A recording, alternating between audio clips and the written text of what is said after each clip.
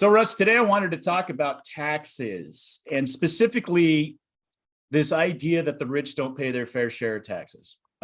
This is not sitting here and advocating or for the rich or against the poor, but I think if you look at the cold hard facts of who pays the taxes in this country, some folks might simmer down a little bit. I know Joe Biden just tweeted on this recently. Well, he didn't, because his tweets would say, "Eggplant, the Muslim," but he definitely, somebody tweeted out about how the rich need to pay their fair share of taxes, and AOC beats us up all the time, but she's a fucking idiot mouth on legs. So let's just get into this. Taxes. Do the rich pay their fair share? That's what we're going to talk about here today on Coop's Cold Hard Facts. Well, the facts as usual, Russ, are contrary to popular opinion. What a shocker. We're going to go to the next slide here, and we're going to begin to, and hop in anytime, Russ, on this. I'm going to normally I wouldn't read the bullets, but for our podcast listeners, I'm going to go ahead and do that. Sorry, YouTubers. The wealthy in America bear the heaviest share of income tax burden than any time in recent history. And that's absolutely true.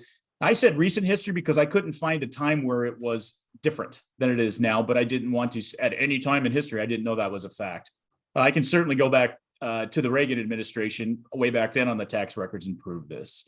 Real quick, 53 million low and middle income taxpayers pay no income tax whatsoever. 53 million in a country of, give me, what's I don't even know what the percentage would be on that. I didn't do the math ahead of time. That's going to be somewhere around 17 to 18%.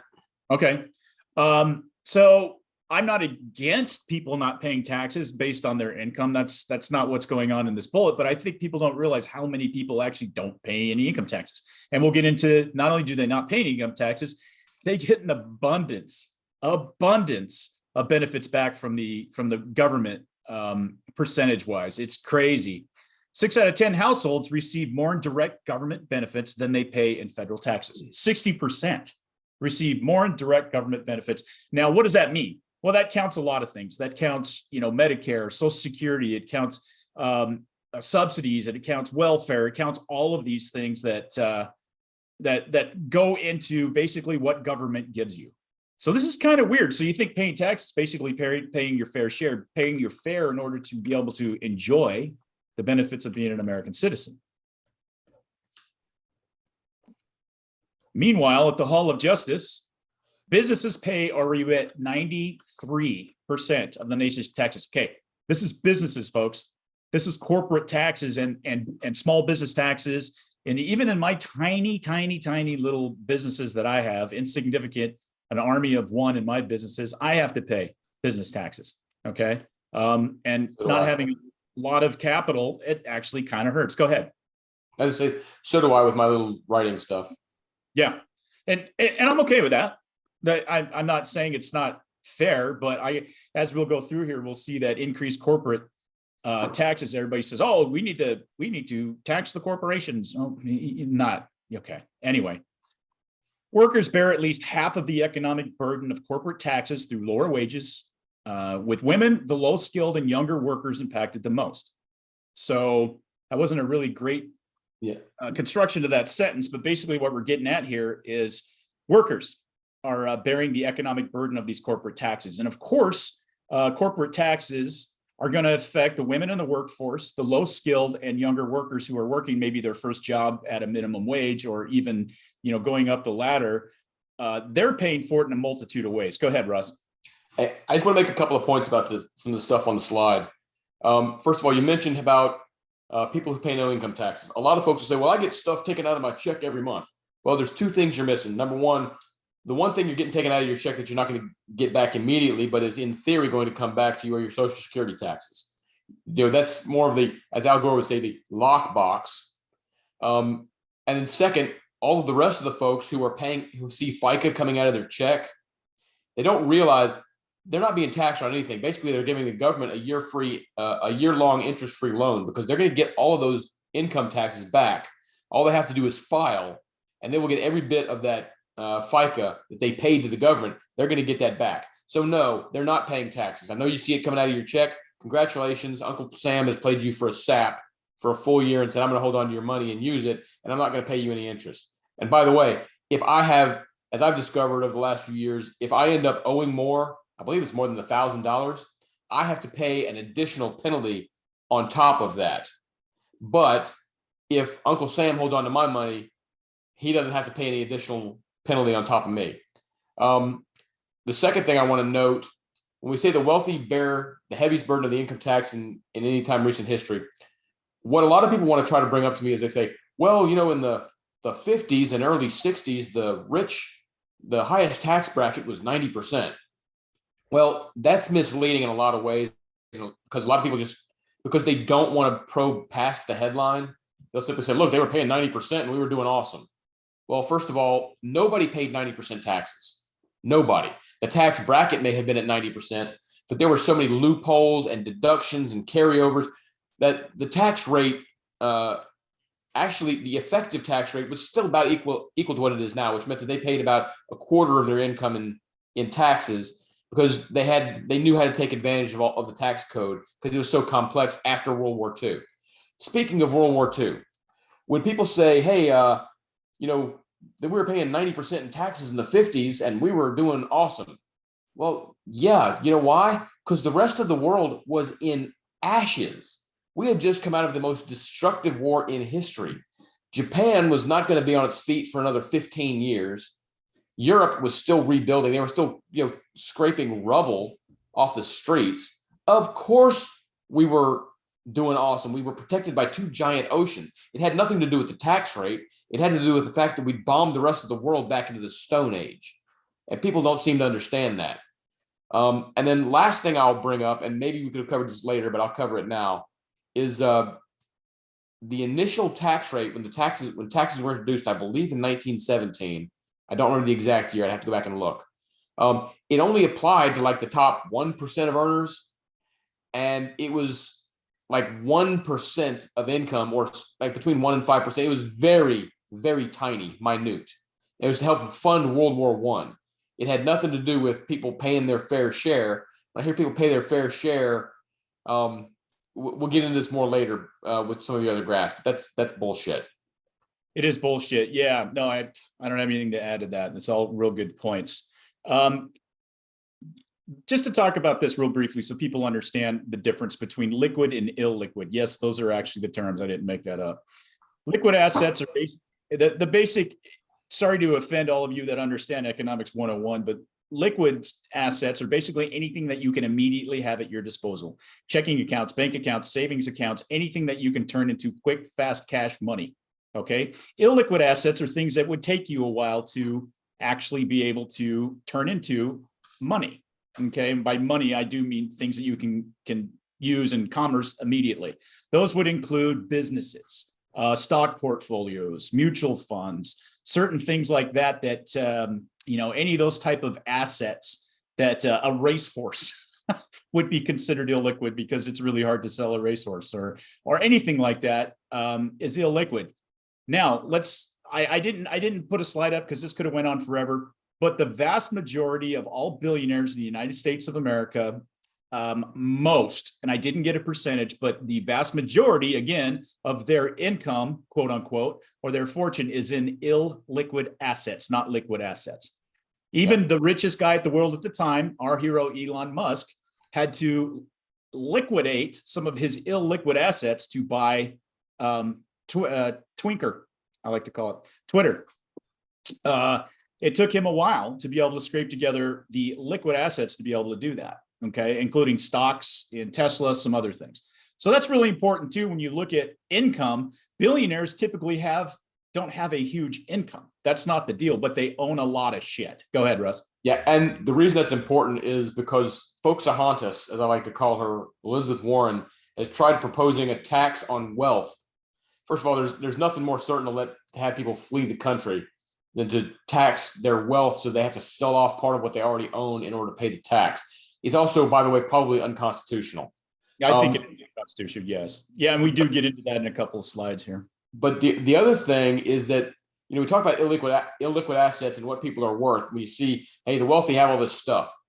Well, there's a little bit of a difference in that back in, I believe it was 2008, during the financial crisis, on paper, Warren Buffett when the market tanked, went down by like, I don't know, $250 million or $1 billion, whatever he went down by. And folks said, "Hey, do you feel bad about losing that much money?" And he said, "I didn't lose that much money. I haven't sold anything." Yeah. It It's a doesn't become a wonderful loss point. until you turn it into a liquid, until you turn it into money. Right. And so if you hold on to it, I haven't lost anything on paper, sure, but I haven't lost anything in reality, because I can wait for if it goes right back up and then I decide to sell it, well, I can still make money off of it. Yeah. And over history, anybody that sits on their stocks is going to make money. That's just what happens with the stock market. It's absolutely, since the stock market was invented. All right. Including during the Great Depression. Absolutely. Yep. Okay. Here's a cool graph. I like this one a lot because this kind of lays it out. And Coop is going to put on his reading glasses because I can't see the screen very well. How do I look, Russ? You look awesome. Very Thanks, man. intellectual. Yeah. I got these half price at glassesusa.com, a new sponsor of the show. No, I wish they were. So this is broke down into 2018, and some of this, it's a few years old, but the numbers haven't changed. Maybe by a 0.5% here, 0.5% there. And I didn't feel like making a bunch of graphs, and I managed to find this one at the Tax Foundation webpage based on oh shoot, I can't remember what year it was, 2021. It was to the which committee was it? The Congressional Ways and Means Committee. Yeah. A presentation. So what you're looking at here, you're looking at the wealth in America based on gross income of the top 1%, the top 5%, top 10% to 5%, broken down basically in different ways and shapes and means all over the place here. But what I really want to talk about here, you have two bars. You have the bottom 50%, and at the very top of the graph, you have the top 1%. Share of a total adjusted gross income. So that means that basically, what share of all of that gross income do these people pay? Now, 20.9%. Okay, that is their share of total adjusted gross income. So again, 20.9% isn't very high when people think, oh, billionaires must make a lot of money. That again illustrates, that's why we brought it up, the liquid versus illiquid assets. Billionaires might have a lot of stuff. They might have wealth, but that wealth doesn't mean anything that they actually can get rid of. If you look, the next 5 to 1% on that, so the 95 percentile, 15.5. It goes down on the 10th percentile, 11.2%, so on. It's really not, it's what you wouldn't necessarily expect that, right? You would expect the billionaires to have a really high number, and the bottom 50% is at 11.6%. If you look at it, except for that number of the billionaires, it really isn't really anything to sneeze at. Now, the interesting thing to me, Russ, is the 10% to the 5%. So that 5 percentile between 90 and 95%, 11.2%. It goes drastically down from 15.5 to the top 5%. And then it goes way back up to that 25 to 10%, that 15% there, from 75% to 90%. That's 21.3%. Kind of interesting. Now, before you chime in, let me just hit what's really important about this graph. Share of total income taxes paid. Now, this is the percent of all income taxes paid. So if you look at the disparity in the top 1% between 20.9% of adjusted gross income and the taxes they pay, the total income, it's 20.9%, but they pay 40.1% of the income tax. Well, how's that work? Shouldn't it be about the same number? Theoretically, but that again shows you how much of the tax burden the wealthy are, despite the fact that liquid assets aren't necessarily what they've got. As you go down, you can see, and I got a summary here down below here. The top 1% of taxpayers paid $616 billion in income taxes. Okay, that's that 1%.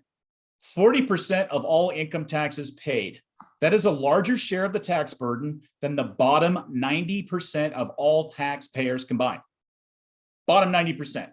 So everything from that little magical middle right there, the 25 to 10% and down, 1% is paying more than all those people put together. Pretty interesting, right, Russ?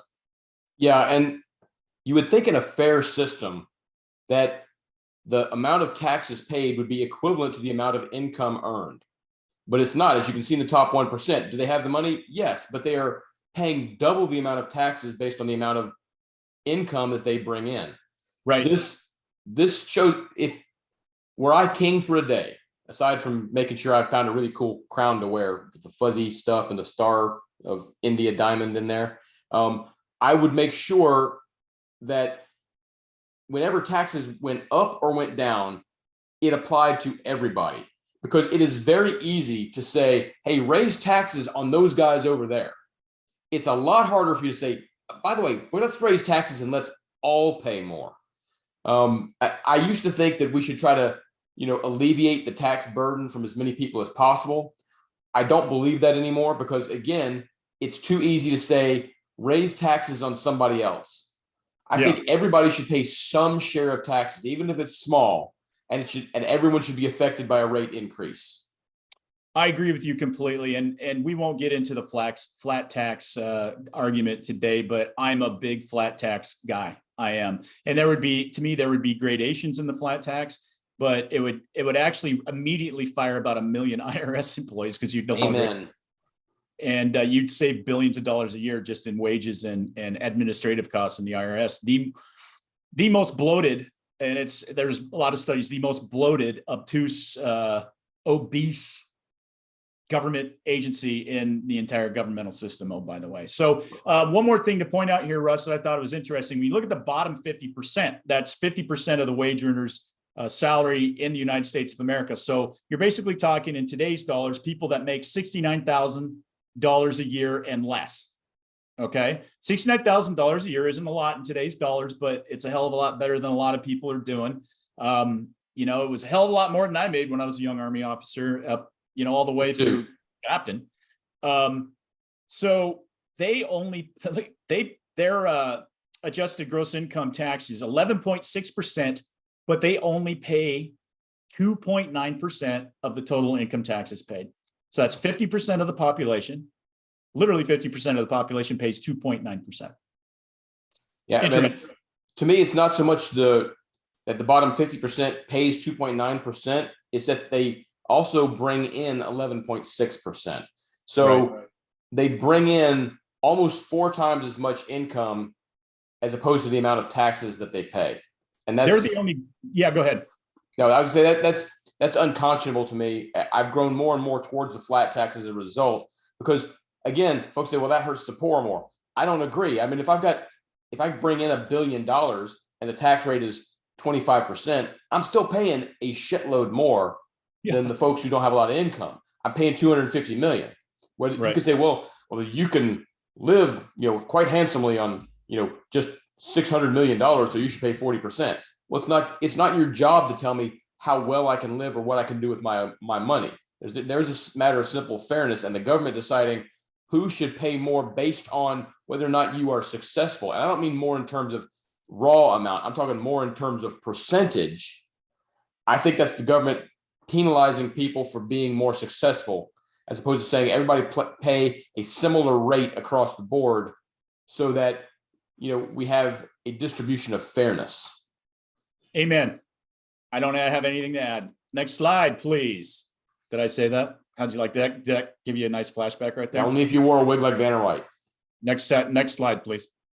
Yeah. Next slide. Next. I just usually just said next, like a lot of asshole bosses did. Okay. This is kind of incidental, but I thought it was interesting to throw in here. The percentage of tax filers who owe zero income tax has climbed thanks to successive increases in tax credits.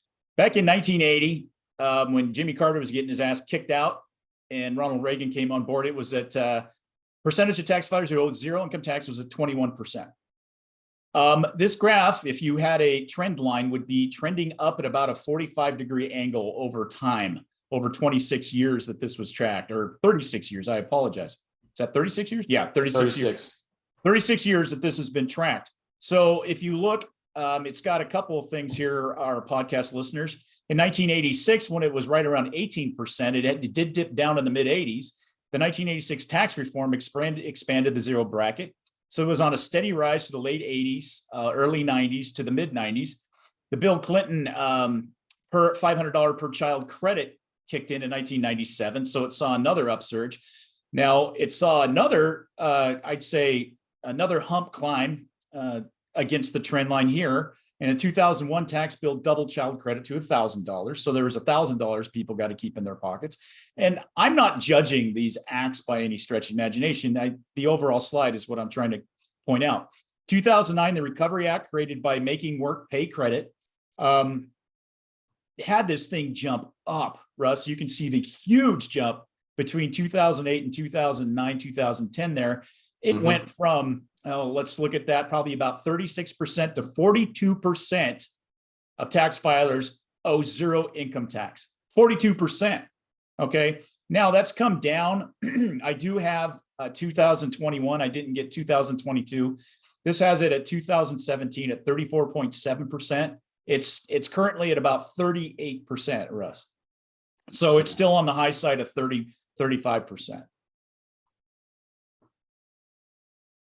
Now, the quick summary of this, the lower quintile, and for those of you that don't know what quintile means, the bottom 25% faced a negative 10.9% income tax rate. What that means is their income tax dropped by 10.9%, negative 10.9%. The second quintile faced a negative 1.0% income tax rate. So they still dropped, but the rich and the middle, upper middle, all went up during that period. Russ? You covered it very well. Again, it gives people lack of a stake in the system. And I think that allows people to be a lot more dismissive of the concerns of others because they don't have to share those concerns. One of the things that's consistent that you can look at there is with Republican and Democratic administrations, the tax rate for the poor dropped. The lower quintile of this country, and even the 50 to 25%, that second quintile from the bottom dropped as well. For the next two quintiles, it went way up. Let's look at the breakdown. So what this shows you, and like I said, 2017, I couldn't find any real, I had to put graphs together if I want to do anything more recent, but it really hasn't changed a whole lot, except for the amounts, the percentages haven't changed. So the 2017 income group here, podcast listeners, were shown a graph that breaks it down: the lowest quintile, second quintile, middle quintile, and fourth quintile, and highest quintile. Okay, and I said 25%. I meant to say 20%. So let me correct myself on that. I just realized I said 25%. So it breaks it up into fifths. Direct benefits received to taxes paid. So we were talking earlier about what is the benefit you get from the taxes? What benefits do they get from the government as opposed to how much you're paying in? Well, this is per dollar paid, by the way. That's what this is laid out. Lowest quintile, you get $67.67 back. Quite a return. What's that? That's quite a return. Yeah, I'd take that in my stock market portfolio, my friend. Oh yeah, and then I'd retire in a couple of years. Yes, absolutely. Second quintile, $4.68. Middle quintile, $1.60. So I won't read all these off to you because it's a progressive. I could plot the statistical mean on this. The huge drop off is between the lowest quintile and the second quintile, but once you get, it breaks it down. Once you get to the higher quintile, it breaks it down even further, which is kind of nice. The highest quintile, which you're talking the 80 to 100, the 80 to 1%, is 15 cents on the dollar. Okay. And again, if you break down that quintile into three separate events, 81st to 90th quintile, 36 cents, 91st to 95th is 22 cents. And the upper 4%, or excuse me, 96th to 99th decile. So it's breaking using those terms, 12 cents on the dollar. Top 1% is receiving 2 cents on the dollar. 2 cents on the dollar, folks. Yep. So that would be, you'd be broke if you had that rate of return. Yeah, 2 cents on the dollar, baby. That's what they're getting. So yeah, the rich are really benefiting, right? Of course they are. This is astonishing. I did break this down. Check this stat out here, Russ. The bottom three quintiles collectively received more than $1 trillion in government benefits, more than $1 trillion in government benefits than they paid in all federal taxes. That's the How much tax did they pay? And how many benefits did they get out of it? Bottom three quintiles got 1 trillion. That number is actually inconceivable. If you ask me, so what's a billion, Coop? I'd say a billion minutes ago, Jesus Christ walked on the face of the earth. That's what I would tell you. That's what a billion is. Now, a trillion is a order of magnitude bigger than that. So you can imagine how much money that actually is. 60% of American households receive more in benefits than they pay in federal taxes. 60%. So that goes above that mean of $69,000 a year. Just throw that in there, guys. That goes above that mean. Households in the top 20% pay 1.7 trillion more in taxes than they receive in direct benefit. That's the top 20%. That's a top quintile. And the bottom three quintiles get 1 trillion back. The top 20% pay 1.7 trillion more. Guys, folks, loyal Americans, hardworking blue collar people, I love you very much, but the rich pay the taxes in this country. But what it is we also are so caught up on class envy. One of the presuppositions in almost every person in America, whether they want to admit it or not, is, hey, person over there has more than I do. I'm just as good as they are. Therefore, they must have gotten it by cheating. So since they cheated the system, they deserve to pay more. That's what it is. It's a lot of it's a jealousy, envy thing. Now, I'm not talking about the practicality of if you make more money, you should pay more in raw taxes. Absolutely, I agree with that. That's the way the system has to work. But in terms of percentages that you pay and what you receive, it's based on envy, because, if things were fair across the board, then damn it, I would have just as much as that asshole over there. Yep. One more graph that kind of illustrates the same thing. Income gained or lost due to tax, direct spending, benefits by income group. We're breaking down into quintiles again. This illustrates it really well. So the lowest quintile, income gained is $496. Second is $400. Middle quintile is 160. Then it starts going upside down in the fourth quintile, minus 149. The highest quintile is minus 1,726. Okay, and this is per person, not per group, obviously.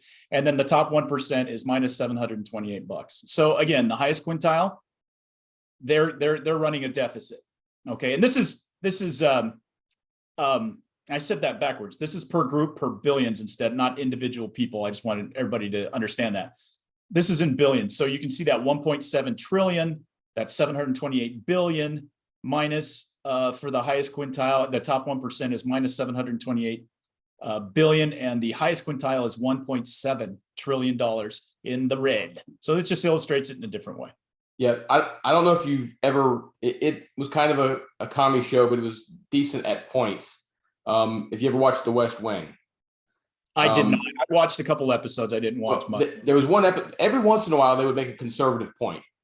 And one episode, the Rob Lowe character, Sam Seaborn, was striking out a speech that a bunch of progressive Democrats had written for the president, where they said, we're going to hit them where they hurt. So you talk about how they're getting more yachts and more airplanes. And he's like, yeah, I'm leaving that out. This sounds like it was written by a high school girl.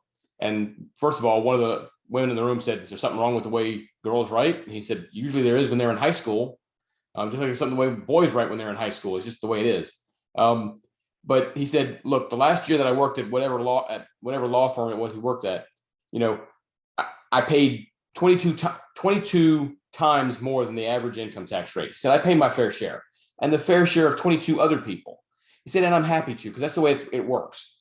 But the water doesn't come out of my faucet 22 times hotter. The fire department doesn't come to my house 22 times quicker.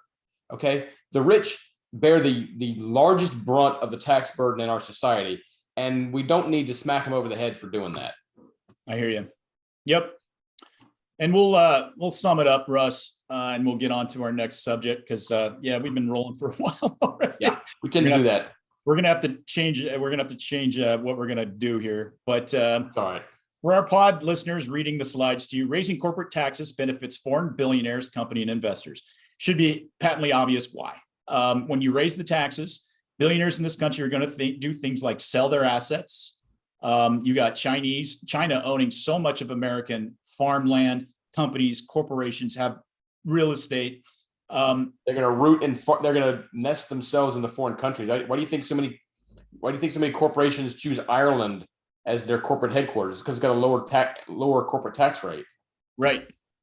Raising corporate taxes lowers wages, encourages overseas and out-of-state California fuckers. Manufacturing lowers employment rate and decreases benefits. That's a bottom line. When you raise corporate taxes, they hire fewer people. Okay. They also, maybe I'm not trying to preempt you on this, but they also raise prices because corporations aren't just going to absorb that cost. That cost gets passed on to us. It gets passed on to us in the form of higher prices that you're paying, so that basically you're paying those taxes for them because they're not going to eat it. No, absolutely. You're absolutely right. Since 1986, during the height of Reaganomics, the number of American corporations has declined. Isn't that some shit? When the world, what am I trying to say? When the wealth of the world has increased exponentially, when consumption has increased exponentially throughout the world of everything, the number of American corporations has declined. That is fucking terrible. That is a terrible thing. Last but not least, those of us that are familiar with Reagan, we heard a lot of stuff about Reaganomics, voodoo economic. Trickle-down effect is not an evil plot. It is a rising tide that floats all boats. And what by trickle-down or Reaganomics was, it was to lower corporate taxes, to invest in things that actually would give you value-based products back, that were a return on investment. When you throw money into such things such as, and I'm not saying people shouldn't get help that need it, but when you throw money into such things as welfare or some of these other subsidy programs that have been around since, good old Roosevelt, what happens is that money doesn't go anywhere. It goes once down the system, doesn't get taxed, and that's it. When you do things like lower corporate taxes, they hire more people, they raise wages, prices go down. And so what happens is that tax money ends up going down the system several times, okay? A corporation pays less taxes, so it pays more money to Joe. Joe then goes to the store and buys more shit and pays taxes on that. Or maybe Joe has a small business then and is able to put his kids through college and pays tuition, so on and so on and so on until it hits the end user at the very bottom of the chain. And that might sound like, oh, the bottom of the chain. That's not a judgment. That's just the way the math works. So everybody benefits in Reaganomics, not just a subset of the population. Go ahead and wrap it up for us, Russ. Yeah, I just want to make one other real quick point. When people deride trickle-down economics, let's not forget that trickle-down was not something Reagan ever said. There was supply-side economics, which is pretty much encompassed by what Coop just said. Trickle-down was an aphorism that Teddy Kennedy came up with in 1981 in order to deride supply-side economics. He made that up because he knew it would play well. I mean, Teddy Kennedy was good at coming up with headlines. That's all he did. But supply-side economics is about if a company has more money, they're not putting it in some Scrooge McDuck gold vault and swimming through it on a daily basis. What they're doing is, like you said, they're hiring more workers. They're buying more equipment, which, by the way, has to be manufactured by somebody, which gives those people jobs, which encourages more trade. All right. There's a reason why more than 50% of the world's population has been lifted out of abject poverty in the last 40 years. It's thanks to capitalism and companies actually having incentive to make more money and keep more of their own money. Amen. I just have one last thing to say, Russ. Boom. Boom. How do you like me now? And you're welcome. All right. Good talk. Good talk.